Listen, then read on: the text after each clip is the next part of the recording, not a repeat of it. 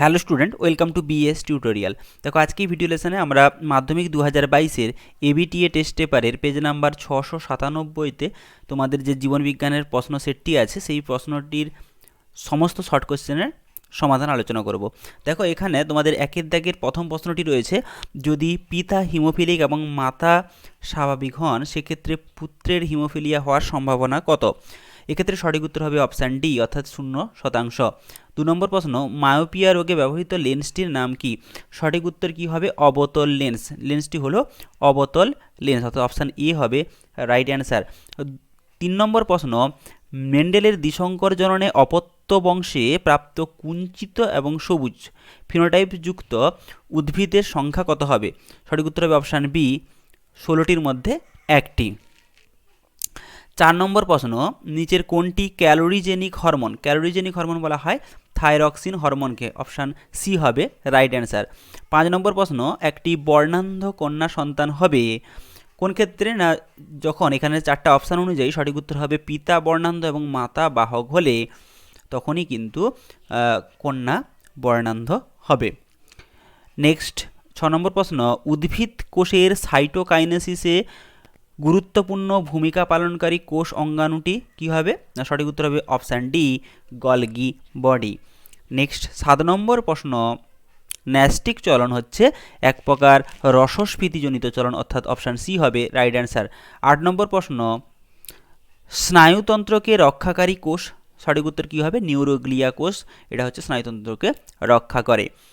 Next 9 নম্বর প্রশ্ন কি রয়েছে দেখো, মানব দেহে সুষুম্না স্নায়ুর সংখ্যা তোমরা জানো 31 জোড়া হচ্ছে সুষুম্না স্নায়ুর সংখ্যা, 12 জোড়া হচ্ছে করোটীয় স্নায়ুর সংখ্যা।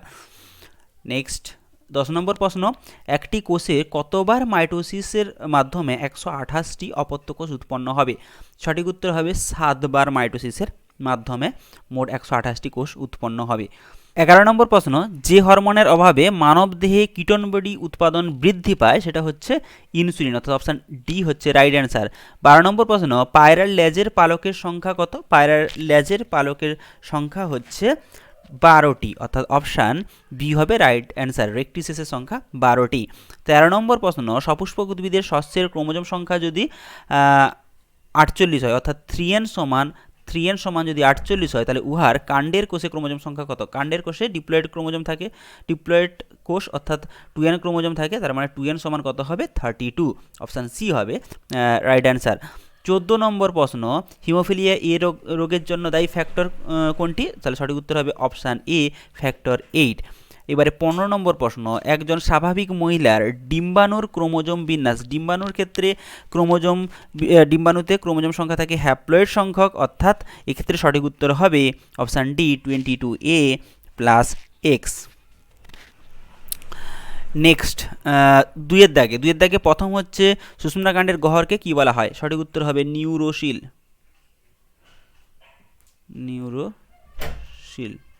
বলা হয়।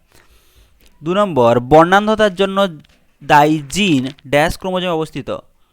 এক্স ক্রোমোজোমে অবস্থিত। 3 নম্বর হচ্ছে ওয়াই ক্রোমোজোমের অপর নাম। সঠিক উত্তর কি হবে? অ্যান্ড্রোজেন।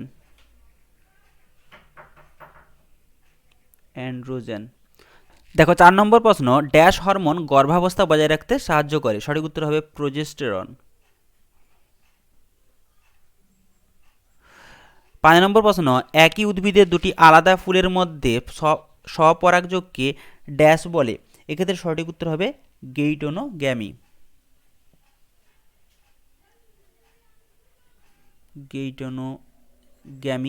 বলে।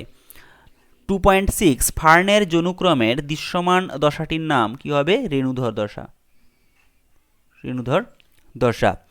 আচ্ছা, এরপরে দেখো সত্য মিথ্যা রয়েছে 2.7-এ রয়েছে, জীবের ফিনোটাইপ উহার জিনোটাইপ নির্দেশ করে। এটা কিন্তু ভুল, কারণ এটা হয়ে যাবে মিথ্যা, কারণ জিনোটাইপ ফিনোটাইপকে নির্দেশ করে। নেক্সট 2.8 হাইপোথ্যালামাস থেকে খরিত হরমোনকে নিউরো হরমোন বলা হয়। এটাও কি হয়ে যাবে? না, এটা হয়ে যাবে মিথ্যা, পশ্চাৎ পিটুইটারি দিয়ে করতে হয়, নিউরো হাইপোফাইসিস থেকে করতে হয়। 2.9 ক্রোমোজোমের রাসায়নিক গঠনে ডিএনএ এবং হিস্টোন প্রোটিনের অনুপাত 1:1। এটা হবে সত্য। 10 নম্বর প্রশ্ন, সচল অস্থিসন্ধির সংযোগস্থলে সিএসএফ বর্তমান। এটা হয়ে যাবে মিথ্যা, কারণ সাইনোভিয়াল তরল থাকে, সিএসএফ কিন্তু মস্তিষ্কের গহ্বরে থাকে। 11 নম্বর প্রশ্ন, দেহের ভারসাম্য নিয়ন্ত্রণ করে লঘু মস্তিষ্ক, এটা হয়ে যাবে সত্য। 12 নম্বর, টিউলিপ ফুল বেশি উষ্ণতায় ফোটে, এটি হলো থার্মোট্রপিক চলন, এটা হয়ে যাবে মিথ্যা, কারণ এটা হচ্ছে থার্মোন্যাস্টি চলন। স্তম্ভ মেলাতে হবে। প্রথমে কি রয়েছে দেখো, প্রথমে রয়েছে শঙ্করজীব, এটা হয়ে যাবে হেটারোজাইগাস অবস্থায় শঙ্করজীব, অর্থাৎ এটা হয়ে যাবে এ।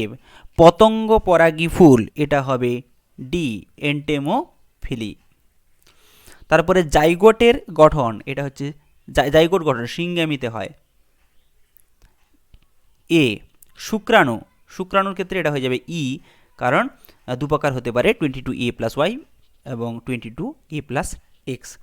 নিউরো ট্রান্সমিটার নর অ্যাড্রিনালিন, এটা হয়ে যাবে সি। আর বাকি থাকলো গ্রাফটিং, গ্রাফটিংয়ের স্টক এবং শিয়ন জোর লাগানো হয়, বি। এরপরে দেখো এখানে দ্বিসংকর জনন দিয়েছে। দ্বিসংকর এখানে capital P small P capital Q small কিউর সঙ্গে capital P small P capital Q small Q এর ক্রসে কত প্রকার জিনোটাইপ উৎপন্ন হবে? সঠিক উত্তর হবে 9 প্রকার জিনোটাইপ উৎপন্ন হবে। তারপরে 20 নম্বর প্রশ্ন, মানুষের কন্যা সন্তান সৃষ্টিতে কি প্রকার জনন কোষের মিলন ঘটে? এক্স ক্রোমোজোম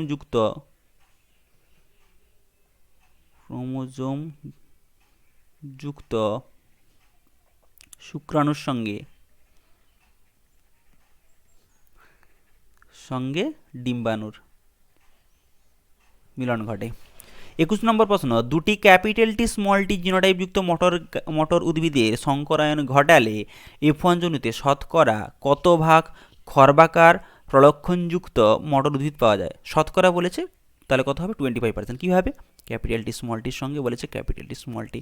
এখান থেকে 2 প্রকার গ্যামেট পাওয়া যাবে, ক্যাপিটাল টি স্মল টি, এখান থেকেও গ্যামেট 2 প্রকার পাওয়া যাবে, ক্যাপিটাল টি স্মল টি। এদের মধ্যে যদি আমরা ক্রস করাই তাহলে ক্যাপিটাল টি যেটা হয়ে যাবে লম্বা, তারপরে হচ্ছে ক্যাপিটাল টি স্মল টি, এটা হচ্ছে সংকর লম্বা, তারপরে হচ্ছে ক্যাপিটাল টি স্মল টি, এটাও হয়ে যাবে সংকর লম্বা, আর একটি হবে স্মল টি অর্থাৎ খর্ব। তার মানে 4টির মধ্যে একটি হচ্ছে, তার মানে 25% হবে খর্বাকার প্রলক্ষণযুক্ত মটর উদ্ভিদ। এরপরে দেখো 22 নম্বর প্রশ্ন, বিসদৃশ্য শব্দটি বেছে রেখো। Thalassaemia, albinism, sickle cell anaemia এবং হিমোফিলিয়া। এই যে প্রথম 3টা রয়েছে, thalassaemia, albinism, sickle cell anaemia, এই 3টা হচ্ছে অটোজোম বাহিত রোগ।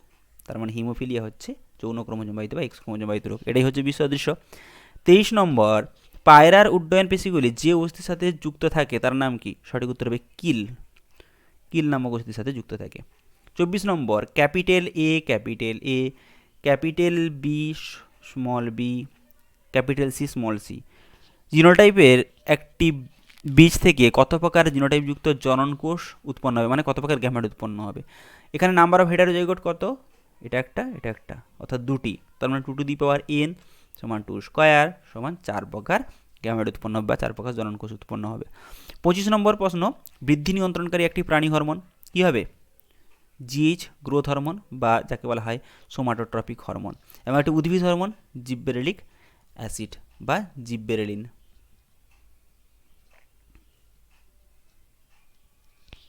26 নম্বর প্রশ্ন, নিষেকের পূর্বে ভ্রূণস্থলিতে মোট কয়টি নিউক্লিয়াস থাকে? সঠিক উত্তর হবে 8টি নিউক্লিয়াস থাকে, বা 8টি নিউক্লিয়াস থাকে। তো এই ছিল তোমাদের পেজ নাম্বার 697-এ লাইফ সায়েন্সের যে কোশ্চেনটি আছে তার সম্পূর্ণ শর্ট কোশ্চেনের সমাধান। আশা করি ভিডিওটি তোমাদের কাছে খুবই হেল্পফুল হয়েছে। যদি হেল্পফুল হয় অবশ্যই লাইক করো, কমেন্ট করো, বন্ধুদের সঙ্গে শেয়ার করো। চ্যানেলে যদি নতুন হও চ্যানেলটি অবশ্যই সাবস্ক্রাইব করো। Thank you.